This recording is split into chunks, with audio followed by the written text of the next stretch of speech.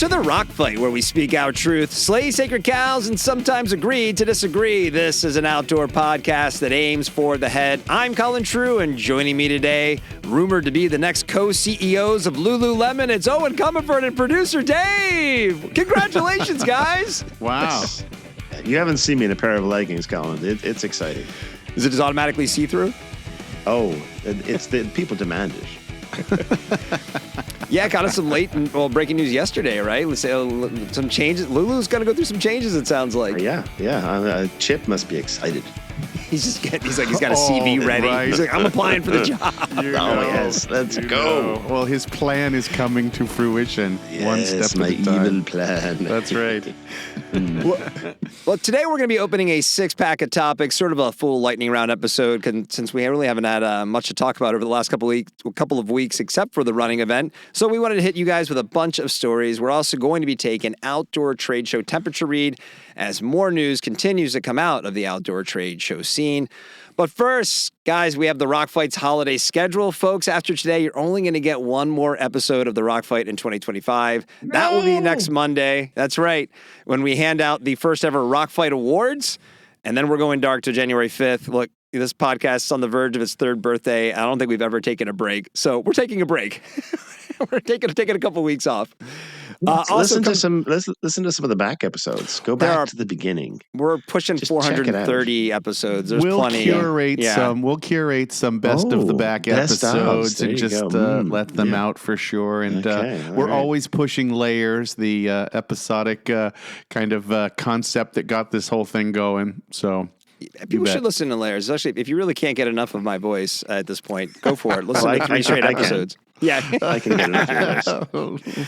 And remember to come back to the Rock Fight Podcast Network this Thursday for an all-new Gear Abbey with host Shantae Salabert. Make sure you're following both the Rock Fight and Gear Abbey on your favorite podcast app. And lastly, we want to hear from you. Email us at myrockfight@gmail.com.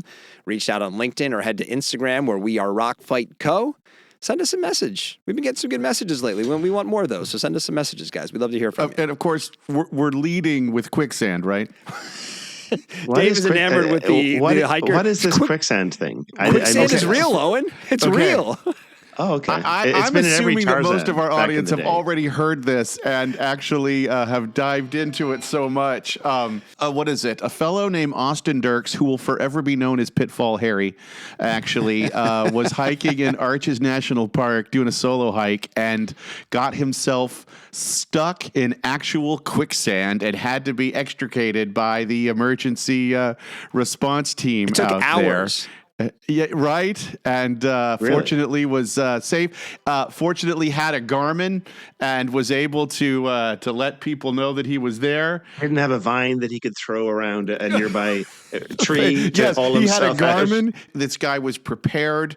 So he wasn't a kind of inexperienced hiker. And thank goodness in that sense that he actually kind of knew what to do and was able to, because I guess the temperatures were really cold. It happened early in the morning. The kind of obviously a wash, kind of walking through those canyons, and the water would just fill in. Anytime he tried to dig out, the water and sand would just fill it back up. And that's, freezing water. So he's stuck in ice cold water for hours. And, but like I said, it had a happy ending. But man, anytime you see a story and there's quicksand in the title, dude, bees to honey, man, we're going right to it. Well, I was gonna say, do you have a take, or did you just want to mention I just wanted to bring up the fact that somebody got stuck in quicksand and oh my gosh. The Looney Tunes they knew what they were talking about back in the 1950s. Yeah. That's what I mean. It's just no, this really happened.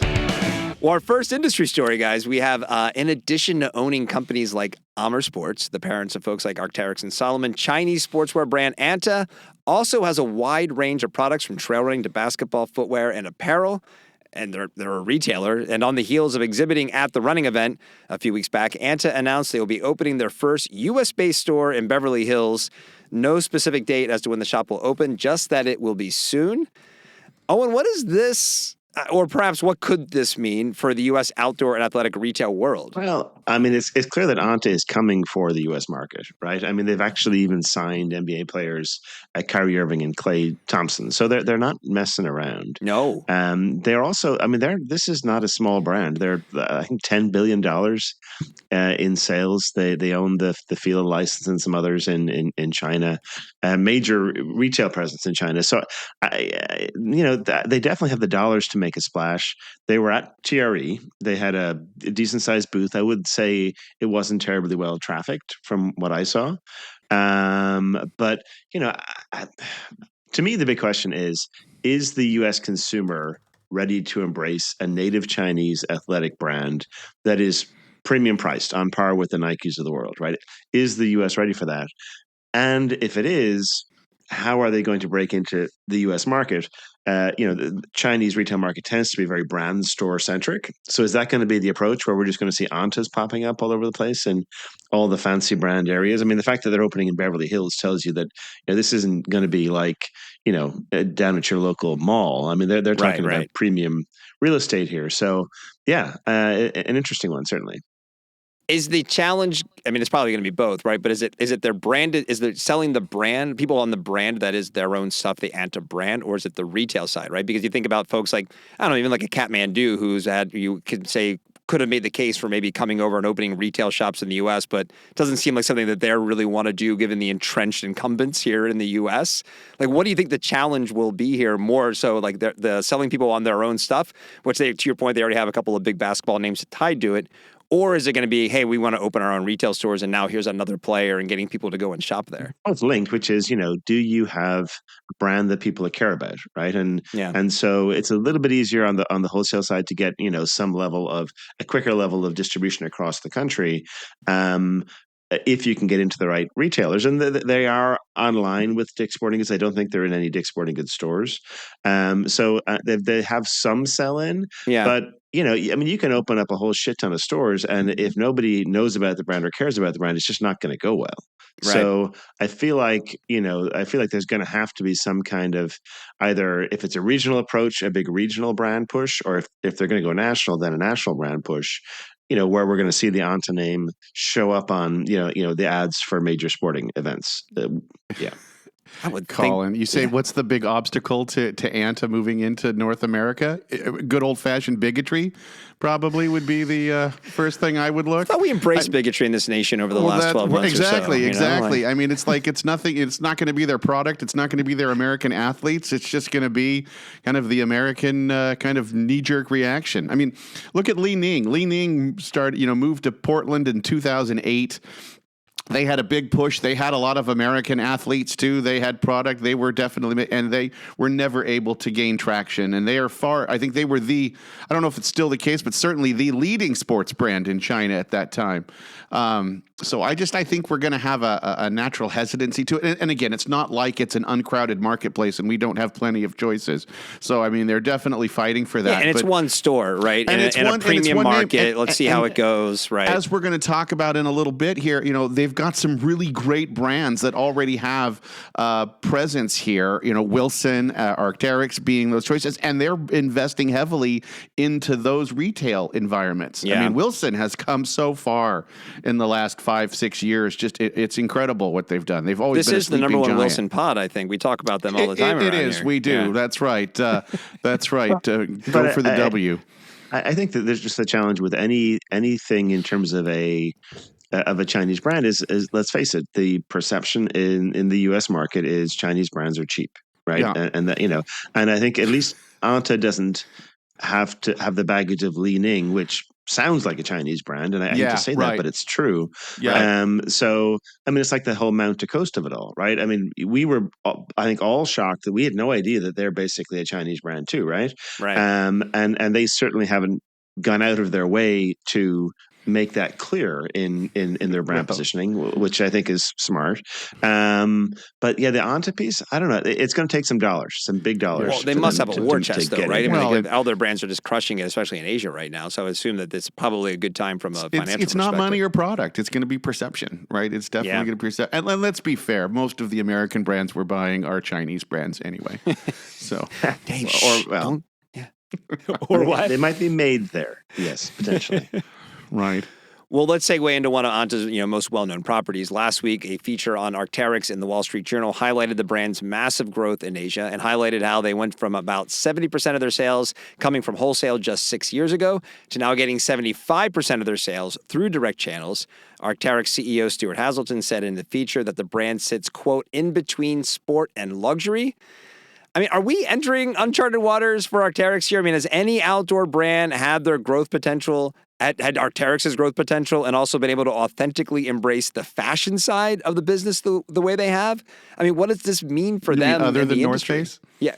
Well, they're the closest, but I think even Arc'teryx is still the North Face has tried to still like keep one toe in the core outdoor world. Arc'teryx is like, nah, man, we're bigger than that. We're outdoor, we're fashion, we're everything, and we set our own rules. It feels like. I think listeners of the pod will know I'm a huge fan of Arc'teryx. For the longest time, they were actually our number one brand at Moose Jaw for a time.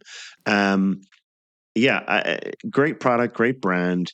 The thing is that they're very different things to different people in different markets. Like in China, they are a luxury brand, plain and simple. I mean, you might say, only 20% of Arc'teryx buyers in the U.S. market actually, go out and do stuff in their product. And that's everybody. It's probably exactly. It's probably 2% in China. Yeah, right. I mean, right. There isn't really a huge sort of outdoor activity element to the Chinese lifestyle.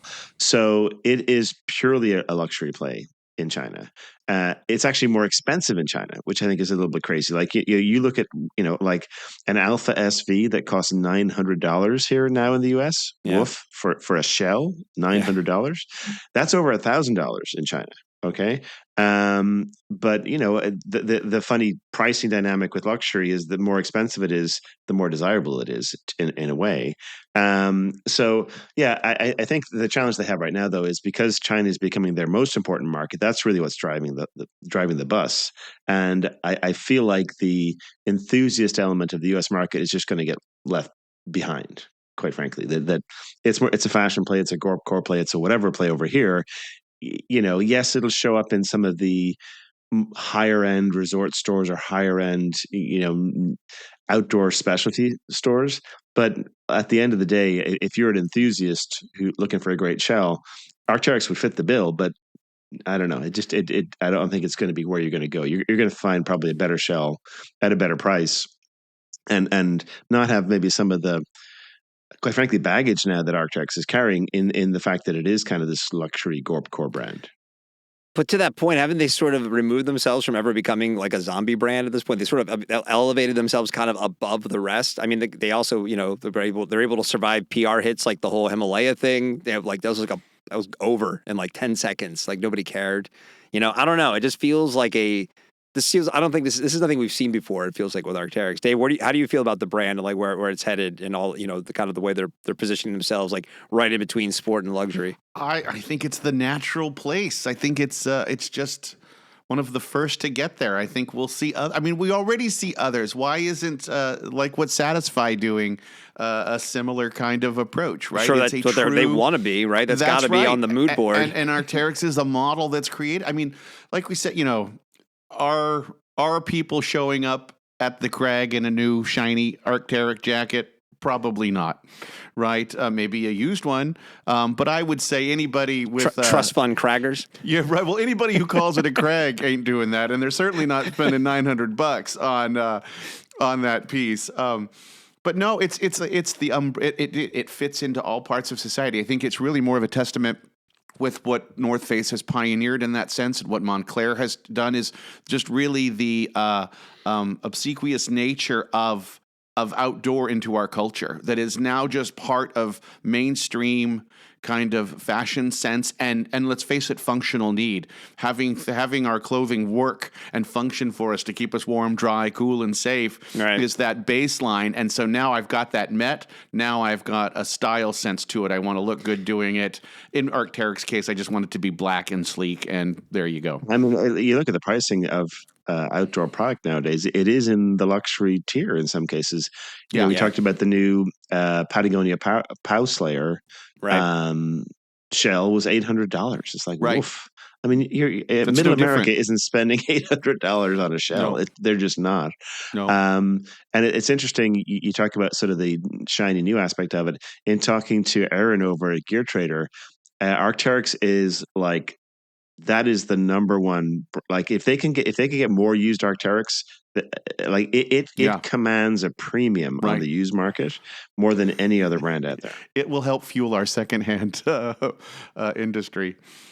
I don't want to step on the North Face is coming up later in the 6-pack, but is it almost more impressive that they've maybe been able to keep one toe in reality, given all the kind of similar things that they've done? Not reality, but kind of like in the reality? core. I mean, not like reality, Arc'teryx but you know what I still, mean? Like just because they're priced out doesn't mean they're not supporting the core. Right? But the North Face still feels like an everyman kind of brand, and Arc'teryx does not feel that way. I don't know if it relatively does. speaking. I don't, well, because they make tents, right? You know what I mean? Well, like it's like hurt. Arc'teryx is a soft goods brand, you know, like that for the most part. Dude, right? Arc'teryx Valence, by the way, is completely like inflated in terms of what the quality actually is. It's the same fabrics, just designed differently, and they jacked the price way up. But I mean, it still has created that perception of like that they're closer to Montclair. But that's what I mean. But they're still supporting these core sports and athletes and providing them forums to do what they do. For sure. I mean, they create beautiful messaging, branding, documentary filmmaking. I mean, that's supporting the core, and they do a really nice job at that. So I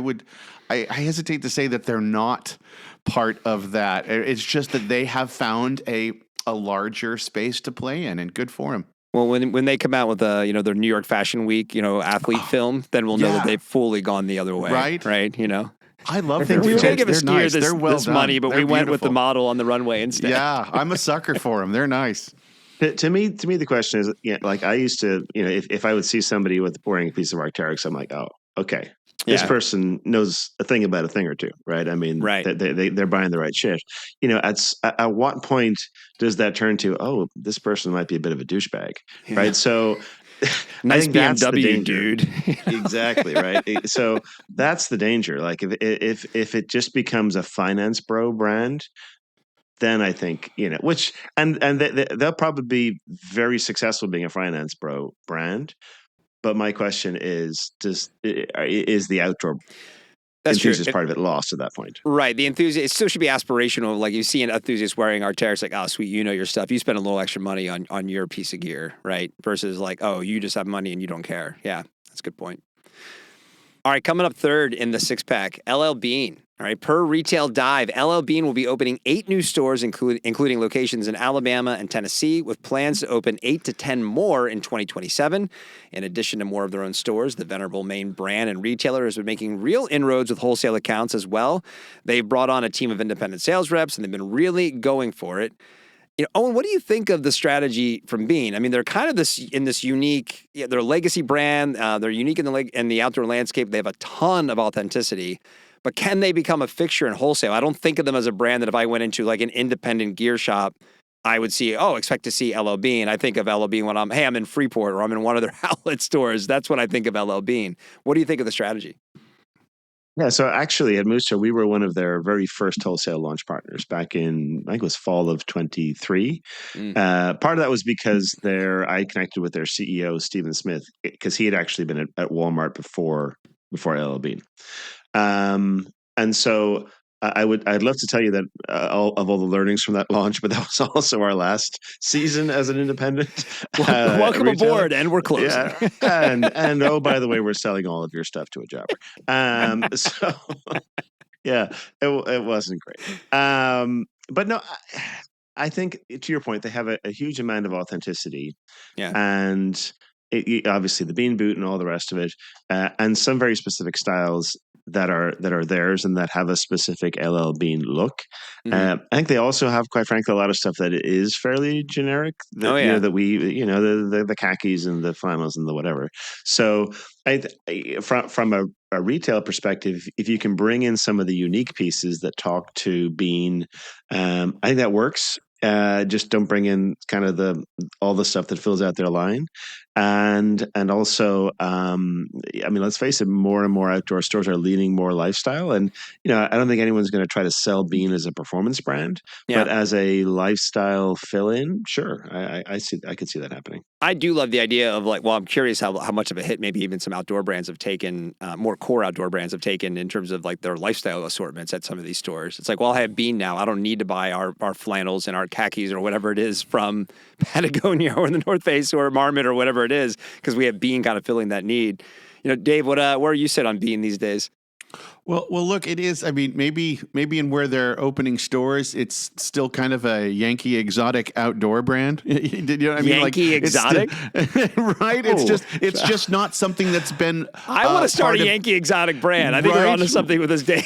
Right? I think that should be the name, Yankee right, Exotic. Yankee exotic. But it's just see, you grew up in the Northeast, you've even in the Northwest. It's been around a lot for a long time. So, but maybe that's not the case in some parts of the country where it's about it, but it's just not something that you would go and see in the store. Well, actually, that's a good point. Now it's a new offering. Was it a fixture for you on growing up? Because it was such a fixture for me growing up in the Northeast. LL Bean. I didn't grow up in this country, so no. You were here. You've been here since you were 18. He wore a potato sack, right. Colin. That's all. That was when I don't know. I arrived here at 18. I was already grown up. Good point. Yeah, I mean, it was a catalog company, right? Was how more I catalog, right? Okay, yeah, and a little bit old and fuddy-duddy to a degree. Sure. But it's interesting that the stores that you're talking about, to the Yankee exotic of it all, are opening up in the South, because that's really the South right now is the hub of preppy. Right, you look at all of the coastal, the coastal right, tailgate, Southern whatever. There's different brands that are only like Southern brands, which are in many ways kind of ripping off the LL Beans of the world. So, and that whole college vibe is very in the South is very, very preppy. So I could certainly see them finding an interesting new audience down there. I think they've ripped off Vineyard Vines most specifically. Okay, fair. To say we're going to get a rumble between people in LL Bean and Vineyard Vines, but they're both wearing Hey Dudes.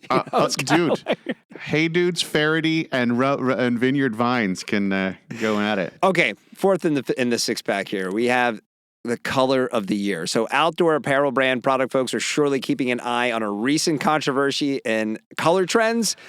After Pantone announced that Cloud Dancer was the color of the year, this is effectively just a shade of white, there was pushback from the design community, and per SGB, those who were unhappy should be pleased to learn that Stitch Fix has named Chili Red their color of the year.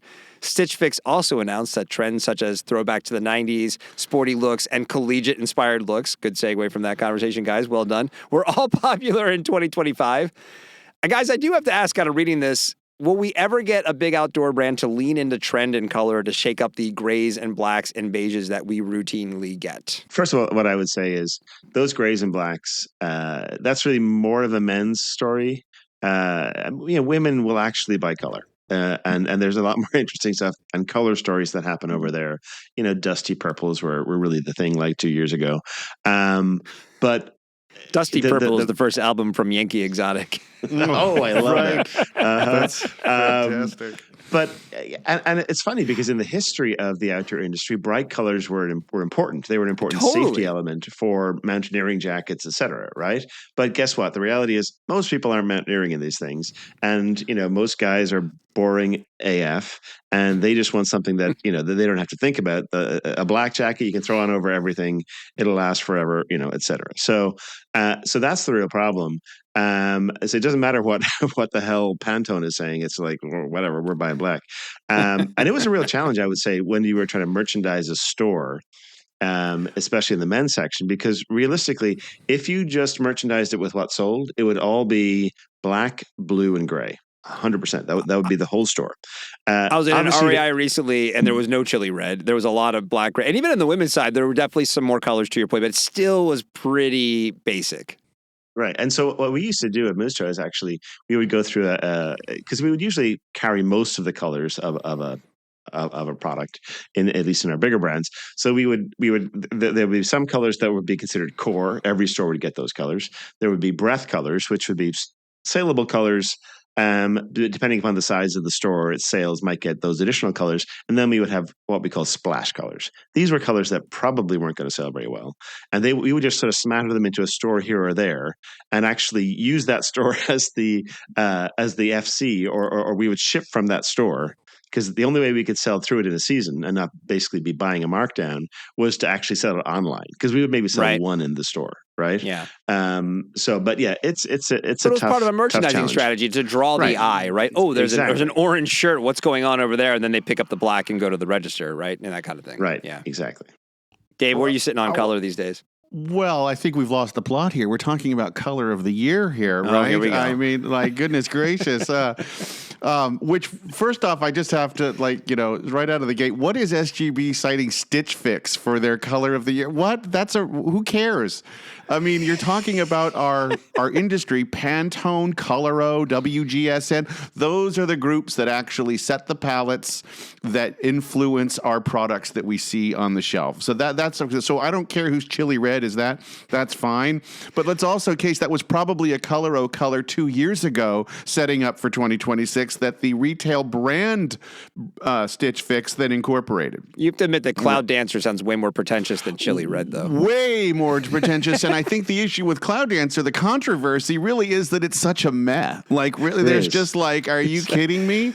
Like, that's the color. But this has been the year of white, back to our bigotry comment. Maybe it's exactly. I actually, because I thought this was such a funny just inclusion, I actually reached out to a woman, Dawn Ray Knoth. Okay, she's a color designer, trend forecaster. She's worked, she's pretty much every brand in the outdoor, but Mystery Ranch, Hydro Flask, Sitka, brands like that. And she works on their color palettes. And her job is really to divine the future, right? What are we doing 18, 24 months out as we start to build our products? And she said, you got to understand, the color of the year really is it's a marketing tool. It's an interesting data point, but it's really about this collective narrative that you see across industries and categories. It's way too late to be anything meaningful in 26. That's why you will never see chili red right now if that's the color of the year. But she just kind of put it back. But she also, said, look, if you ever want to understand the emotional power of color, just look at the reactions to color of the year, right? I mean, it's just and I just thought that was a really, really great point.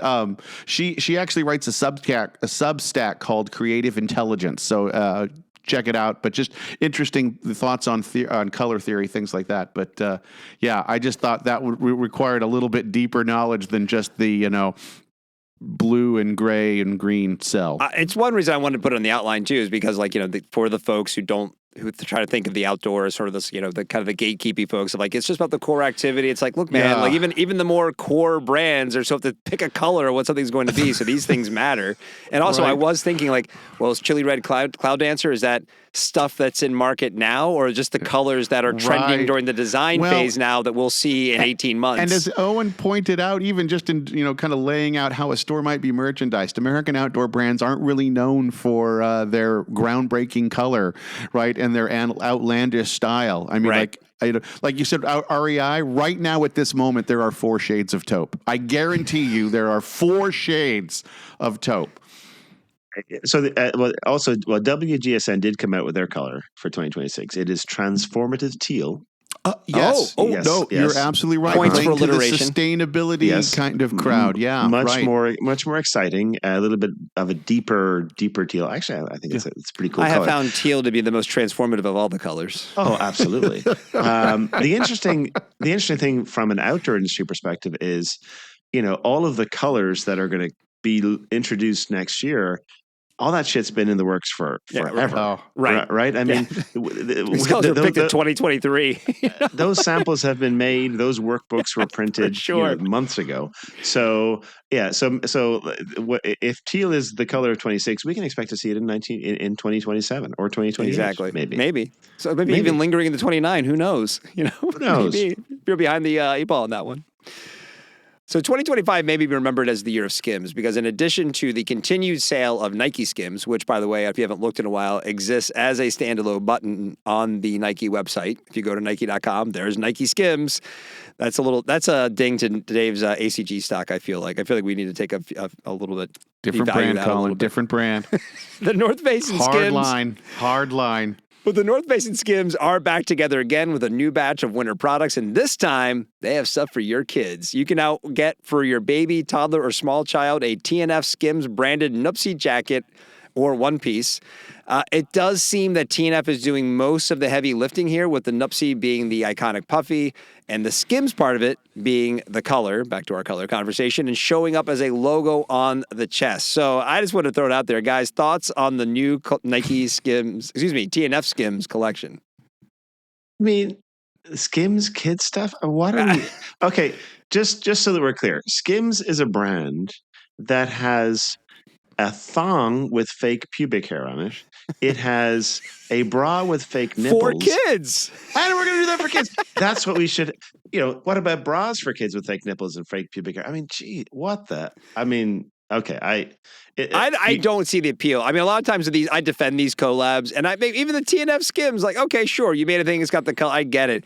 This one's a little weird. Like, why?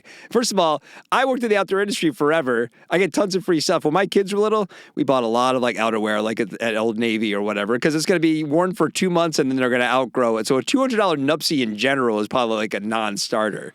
And then now, like, who cares if it's like the collab with Skims? I'm guarantee you, though, people are buying it. Someone out there's buying this stuff. I think you guys are completely discounting the power of the fitted mom and kid. I think I think there is a strong allure. In fact, when we were at TRE, I was at a coffee shop the morning after, and a woman came in with her 3-year-old, and they were hooked up so perfectly. I mean, shoes, pants, like everything was just, and they looked like they were a photo that went together. And I just had to watch them walk by just and marvel at the color matching going on here. And it was really impressive. They were one, right? So Must be that's their first kid. That's what we're seeing. Oh yeah, I remember making a lot more attempts for my daughter when she was my first daughter to like have like matching things on. The second one, you're like, whatever. Where the hand me down? Exactly. Right. I mean, you've got way too much time on your hands if you're doing that. And as long as if they're leaving the house with pants and a jacket, I mean, I think that's a win. You gotta respect it though. Some of that's negotiable. That took some care, right? That stuff. They just weren't light colors. They went together. I have a feeling that's what's going on here. Yeah. No, all they're missing is the dog. Right. Yeah, that matches. Yeah. Well, if you want to, there's still plenty of time before Christmas, folks. So if you want to get your kid a $200 Skims branded Nupsy, it's out there for you. Yeah. All right, last beer in the 6-pack. Kappa has unveiled their kits ahead of the Olympics as the provider of apparel to the U.S. ski and snowboard team. Taking a look at it, I'll link it in the show notes. The apparel itself is fine. It looks like your pretty standard fare winter outdoor apparel. But I think it's safe to say that the Kappa brand and maybe the colors aren't very patriotic. Dave, you want to describe what's going on with Kappa to our listeners? Look, this is just more of a hot take rant, and it's more, since we're in the color today, it just kind of fits. I've seen a few kind of unboxings of the new uniforms from some of the athletes, and like you said, the kit looks great. I mean, all of the pieces look nice. They've got the training, the base layers, the kind of lifestyle pieces, and then the outerwear all look solid. But from just kind of an American sensibility, the colors of kind of gray and magenta. Well, who's Kappa? Tell the listeners who Kappa is, because I was familiar, but not that familiar. They're like like soccer fashion brand. They're an Italian sport brand, right? I mean, that's of course they're sponsoring the U.S. snowboarding that's team. Right. That totally makes sense. Exactly. What says patriotism like an Italian sports brand? Well, and look, I don't think you have to have like Carolina blues and brick red. Like you don't have to have just like unwieldy red, white, and blues in your color palette, but it is a uniform for the actual event. You would just think that you might follow those guides a little bit more for the actual event. We're also, skimming over the fact that their logo looks like a mud flap on a semi. Yes, it does. It's a fantastic mud flap. Folks, that's not an exaggeration. There's no hyperbole in that statement. It legitimately looks like something you've seen on a mud flap on a semi. Look, like I said, in the 70s, there was either that mud flap or Yosemite Sam. Those were the mud flaps that were on every semi. We're talking about the reclining naked lady mud flap for those. Yes, that's right. Now, That's this right. is a little more of the time. It's a man and a woman in this one. But they're Yes, reclining yes. back to back. But Yeah. my Let me Gen tell you. X brain saw it and just assumed it was two women. 'Cause And they use it as a kind of an oversized logo too. So when you see it on kit, it's big. It's right it there. is not small. yeah, our pal I Gear love it. Abby Shantae Salabert thought it was just basically a woman spreading her legs. She didn't even see the two people. Of course that was Shantae, but No comment. Hey, Rock Fighters, the air is getting cold and the trail is beckoning, and Lems, well, they're ready to move with you. Lems has new shoes like the Trailblazer Mid, the Mighty Trail Thrasher, and the insulated Breck boot. Don't hide inside on these cold winter days. Get your Lems boots and get outside, and attention outdoor retailers. Lems has recently expanded their whole sales team. If you want to meet with your new local rep, send an email to Colo, that's COLO, at lemsshoes.com. Just make sure you tell them that the Rock Fight sent you. Lems, where less equals more. This one is for all the gear makers out there. The biggest barrier for killer new products is sourcing the right fabrics. Working with mills is a pain, and too often you get stuck in the whatever sort of fits mold. Well, what if we told you there was a partner who works with you to design, source, and curate fabrics that enhance your product line, and that partner is Ripstop by the Roll. Ripstop by the Roll is your one-stop shop for the perfect fabric solution to your next hit piece of gear. These guys handle the headaches and will work with you to develop or find the right solution from yarn to finished fabric that will fit your design. They have the application experts and production partners that make your job easy. From cottage companies on garage-grown gear to eight-figure brands at REI, they've been around, they know what they're doing, and Ripstop by the Roll simply wants to help you build the best products. Are you looking to source globally? Done. If you want to find something domestically, they got you. Are you ready to learn more? Head to ripstopbytheroll.com to connect today. Rockfighters, Fjallraven isn't here to conquer mountains, tame rivers, or beat the weather. We're here to go slowly, to tread carefully, and to cherish the visit. For us, the outdoor experience has never been a race to victory. It's an ongoing journey to create equipment and memories that last for generations to come. Our mission is to inspire more people to move with nature, and we do this by developing durable and functional equipment that never goes out of fashion. What we really want is to make it easier for people to enjoy spending time in nature on nature's terms. This is our passion. So let's use this vast experience and competence to help more people feel at home in nature, because when they do, they will take greater care of it. Get started on your Fjallraven journey by heading to fjallraven.com today. All right, for our main topic today, we're going to take a temperature read of what's happening with outdoor trade shows, because 2025 is wrapping up. We're coming off the heels of the running event a couple weeks ago, GOA Connect last month. Thought it'd be a good time to kind of just check in on the trade show scene. So I want to just start with, here's a rundown of the events that I have for North America. You guys let me know if I've missed anyone. I'm sure I have, because I just did this really quickly before we got on the call, right? So we have the Outdoor Market Alliance Media event. I'm kind of thinking in my head about how this goes in the calendar, which happens twice a year. Then we have GOA Connect, happens twice a year. Functional Fabric Fair happens twice a year. But now you can, before I go on, right? So if you go back to old OR, the media event there, that was really replaces the media appointments you would have had at OR. GOA Connect kind of replaces a lot of the meetings you might have had with retailers at OR. And Functional Fabric replaces sort of the sourcing area you had at OR. From there, you get into Sea Otter. That's bike. It's not really typically our audience here, but, a lot of folks who listen do go to Sea Otter. I'm definitely interested in checking out that show at some point. We got the Outside Festival and Summit happening in June. We get into Switchback Spring. We now have the OIA Rendezvous. I don't know if there's dates for that yet, but we know that's going to be on the calendar. March, April. Okay, so it'll be earlier in the year, but that's going to happen. Then we have Outdoor Retailer happening in the summer. Then some of the other ones I mentioned will repeat, and then before we end back at the running event. So that is a healthy list that doesn't even include ISPO and Performance Days, which are, the more European versions of Functional Fabric. It doesn't include any national shoe shows, fashion shows, regional rep shows.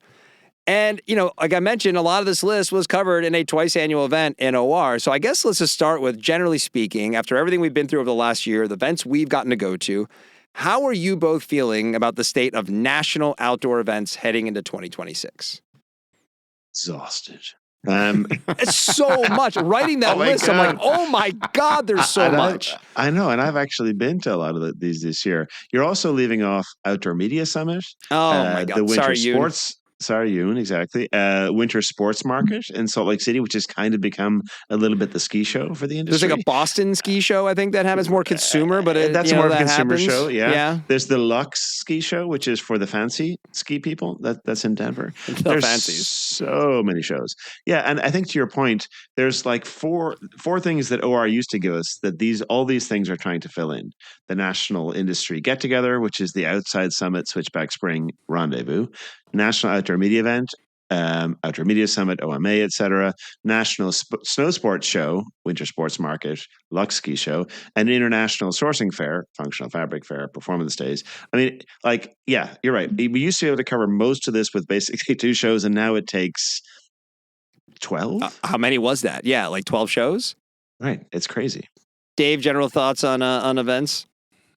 Yeah, like you said, exhaustion is probably the best way. Look, I like the specialization that we've kind of getting to, where the show is about what you're there for. You can you reduce it down to a couple days and get more out what you need. I think that's fantastic.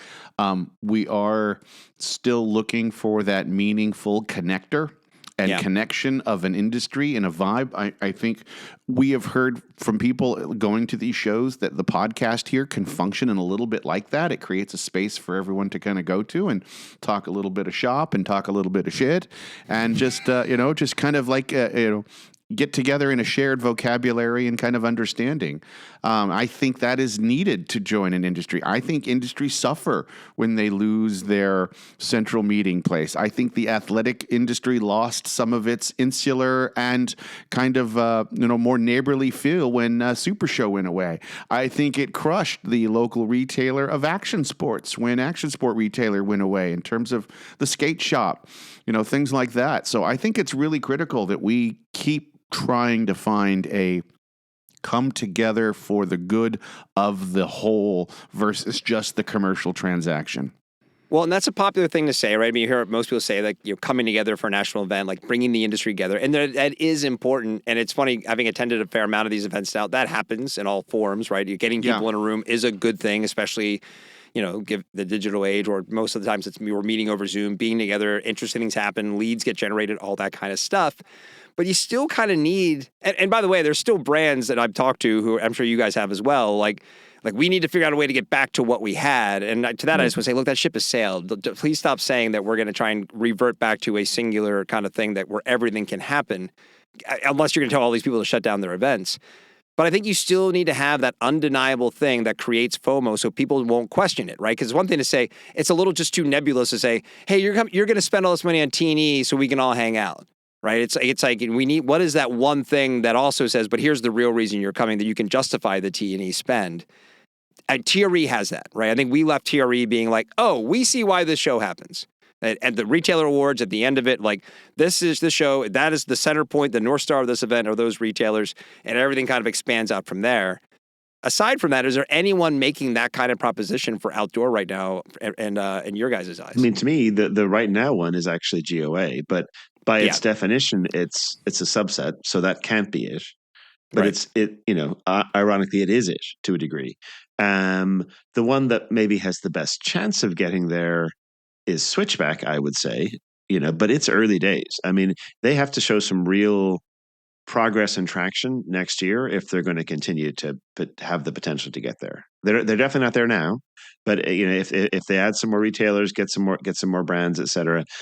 This year, then maybe they're on their way, but they're not there yet. No, I agree with that. I think that's probably the best way to put that.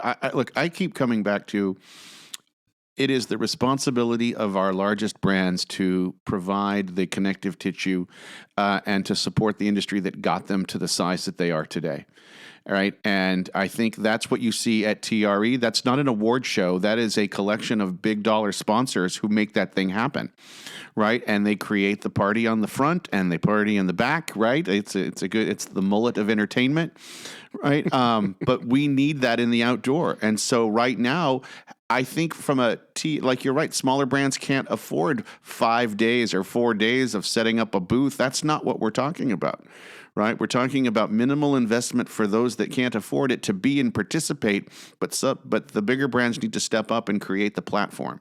I really believe that that's what has to happen. We can't look at devoting some of my T&E to get together as not a purposeful function. Why is that any less important than meeting with a retailer that I could have met with online or probably already did 3 times before we got there? Right? That's not any more effective. Yeah, I totally agree, Dave. That was sort of the penny that dropped for me with TRE, was the fact that this whole event was the brands saying we love you to the Yeah, retailers. right. That's what it was. And in that, Diversified, who's the group that puts it together, was like the brand's partner in making it happen. Okay. Yep. And I think where the fabric started to fall apart in the outdoor industry was when the brands lost that part of the script with OR, and it was like, no, we're not doing this for the retailers anymore. It has to be about, it's getting so expensive that there has to be more than that. And that was when we started to move days around to get into buying windows and all this other shit, right? And so we lost that idea of the fact that this is the brands coming together to basically sponsor a show for the industry, and that's gone.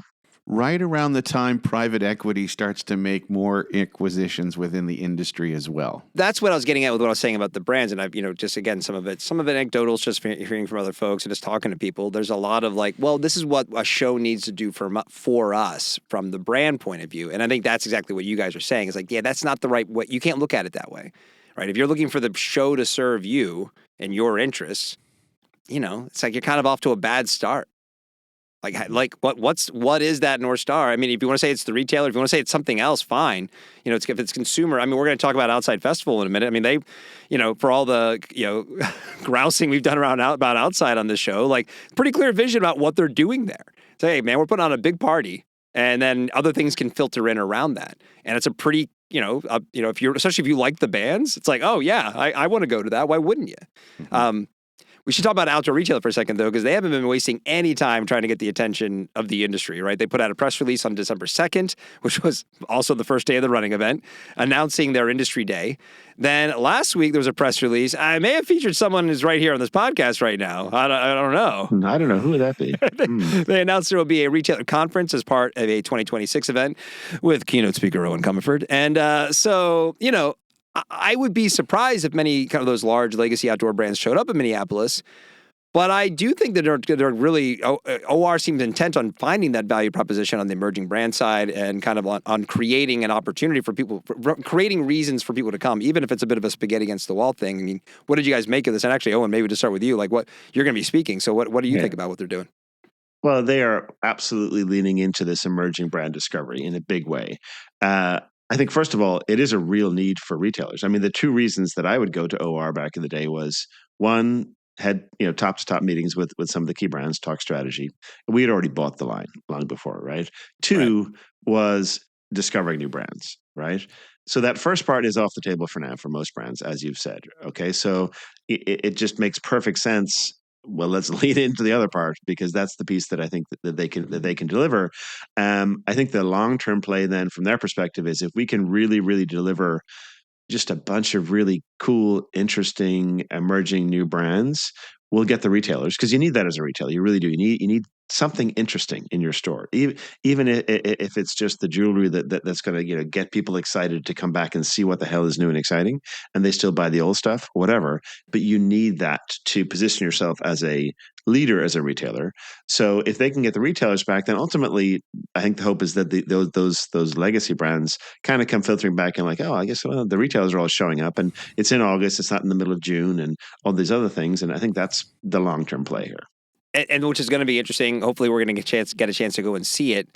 On the switchback side of it, I think if there is that mentality that a lot of brands are showing up expecting there to be just value for the brands, instead of saying it, hey, here, what can we do to attract the retailers to this show too?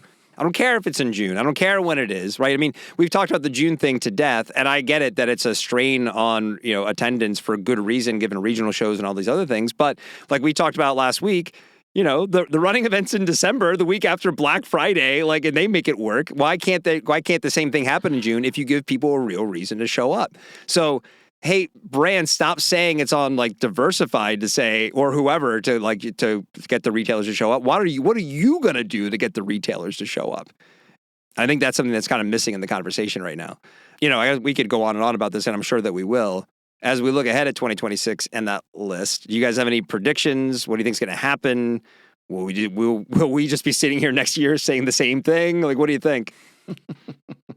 Dave, what do you got? I predict that we will see more press releases with Eoin and more keynote speaking, but we'll also see consigliere next to his name in those press releases. That needs to be in your writer. Owen. I agree. Yeah, okay. Yeah. I didn't want to drag you into this with me, guys. You know.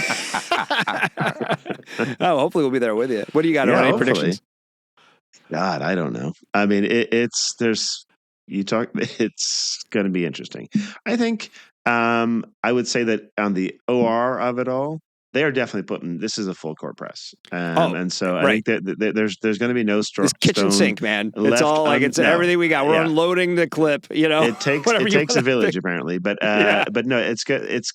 You're going to see a show. I'm very interested to see what they come up with because they're throwing a lot at this thing. I'm also super interested to see what ISPO looks like next year. I mean, that's cool. We got a chance to meet with the CEO of Raccoon Media when we were at TRE. Hopefully, we'll get an interview here in the coming months. That's super interesting too. I mean, super interesting. The whole thing is just it's a fun spot to be, and then a lot of personalities and backroom dealings. I mean, it's fun. I will say, if I were power ranking, or maybe saying the show to keep an eye on, I'm definitely interested. You guys, like you guys said about OR, I mentioned it earlier, and they're not paying us yet. Maybe they will after I say this. I'm really interested to see what happens with Outside Days and the Outside Festival, just because of what I'm saying. Like they make a very clear reason why to attend. I think the summit, I think that is something depending on why you would want to attend that. If you're a job fair person, then you want to see Mary Beth Lawton sit on a panel. Maybe that's not interested to hear what MB would have to say in a public forum to us because we would ask her different questions if she came on our podcast. But if you're there at the job fair, does that maybe actually like, oh my God, I was in a room with the CEO of REI and I got to hear what she had to say about a few things, right? So I think they're... again, God, we have go back in the catalog. We have will the Outside Festival actually happen title of an episode back in the archive here. I don't know. I just said kind of heading into year 3. I might be buying some Outside Days stock. We'll see. We'll see how this shakes out. Really interesting. Yeah. I mean, I think the interesting thing about that one is that it actually has the consumer aspect to it. Right. And you look at most of the shows that are doing well have that, right? Yep. Whether it's the Overland Expos that are just killing it. I mean, I think they've got 7 now across the country. Overland Expos, just killing it. Even Raccoon Media's show in Boston, their snow show is consumer. So Sea Otter is basically a consumer show. So that to me, in fact, I was a little surprised that OR didn't go that way, but I guess they've got retailer in the names, so maybe they couldn't. But I do think that there is the potential for some form of consumer-based outdoor show. They're huge in Europe. I mean, they are just all over the place in Europe. So that would be if that's the beginning of that, and then it becomes like a concert series, not just a one-off. Then you really could have something. It's time for a party shot. All right, guys, it's time for the parting shot, brought to you by Garage Grown Gear. There are new items constantly being added over on GarageGrownGear.com, like the Canyon Crack Trail Butter, not just Canyon Crack Trail Butter. Round bottom pot sacks. I love a good round bottom pot sack. Right? No Normal Coffee has their classic black coffee paste. You can see all the amazing new products and brands that are over there by heading to GarageGrownGear.com and clicking the flaming hot new button at the top of the page. There's new stuff goes up there almost daily. So, Dave, you have the floor for the parting shot today. What do you got? Well, the parting shot actually today comes from a Rock Fight listener, Tyler Noonan, right? Tyler Noonan, right? I never heard of Hall of Famer. Hall of Famer. Tyler Noonan. He is all over my LinkedIn. Codename Danny. But okay, all right, yeah, right. And the party shot is squarely at, I'm going to say, the Oregon legislature. Okay, calling out the Oregon legislature. They're acting a lot like the Congress, quite frankly. And this is personal for you. For a deep blue body like the legislature here in Oregon to be acting like the Republican-controlled Congress should be an insult. to them. But I bring this up because what we're dealing with here is nothing less than I would call a slow motion collapse of our recreation economy. Right. Okay. And it has to do with insurance and I hate to be the one, be on the side of insurance in any way. But what happened, we had a court case in 2014 that the Supreme Court ruled that the standard liability waivers were unenforceable. And so therefore anything that would happen. The Supreme Court of Oregon? Of Oregon. That's right. Of okay. Oregon. Actually, they called them unconscionable because they were so broad to include. Which again, I think it needed some revision. But skiing, climbing, taking a guided trip, anything that happened, and then of course that resulted in some lawsuits, some heavy payout lawsuits. And so what's happened, over this time, 10 years later. Sorry, and Dave, was that part of the Next Adventure issue? Because I know they had some liability stuff. It absolutely could have been. I don't know if specifically was, but I'll bet you exactly that. Well, what we have, enter 2025, and now you have insurance companies all pulling out of the state, leaving the ski resorts like Bachelor, Timberline, Hood without a viable option to insure their users. There is actually. There might be one left, but of course now that's going to be impacting fees. It's going to be impacting costs. But like I said, this goes way beyond the ski industry. Is kind of the one that's really hit because also too you have the rising costs of these passes going along with that. But we're talking, like I said, rafting guides, climbing gyms, ski schools, even yoga studios fall under this, right? And without a sensible waiver and insurance kind of platform, this just can't continue. And it's a $16 billion industry for the state. And it's just one of those things. There are bills in the legislature on the table that they have failed to pass. Right. And so I don't understand the lack of urgency that's gone on, especially in a state where the outdoors and outdoor recreation is tied to kind of our personality and who we see ourselves. You got a pine tree on your license plate. That's right. That's right. How is this not taken with much more urgency and priority? And like I said, I'm not the one to necessarily want to speak up for the insurance industry, but this lacks common sense. Yeah. And so I would like to just call out to those that live here to speak to your representative, make it known that this is unacceptable, frankly, to create this lack of confidence or certainty in this type of sector, and it's just so easily fixable. Not to throw shade at any sort of like deep red, like southeastern states, but if you like laid out the scenario and say, where is this happening? Oregon would have been in the bottom 5, like 45 to 50 before I got to them, right? And that's crazy. No, but I think what it is it's kind of a little bit of consumer protectionism, maybe run amok, is what this is. So it doesn't shock me that this is it is a fair concern. The difference between accident and negligence, exactly, right? And to be able to call that out clearly, absolutely. But that's what we're talking about here: is that industry can't go and think that they can have everything, negligence included, and consumer protection can't be so tight to that we can't, that somehow stupidity should be covered. In terms of negligence. It's just not the case. But this is such an unforced error for our state, for our reputation, and for our economy. It's just like, come on, guys, get it together. That's all I got. Pretty heavy parting shot. Yeah, right. Well, thanks again to Tyler for bringing it up as a viable topic. It's certainly, it's around here. People are talking about it. And I think he was right to say, you know what, we should get that out there. Right on. All right, guys. Well, that's the show today, everybody. We want your emails. Send them to myrockfight@gmail.com. Be like Tyler Noonan. You too can appear on the show maybe, right? The Rock Fight's a production of Rockfight LLC. Today's episode produced by producer Dave with art direction provided by Sarah Gensert. For Eoin Comerford, I'm Colin True. Thank you for listening. And back to take us out, it's for the second to last time in 2025. It's Chris DeMakes with the Rock Fight song. We'll see you next time, Rock Fighters.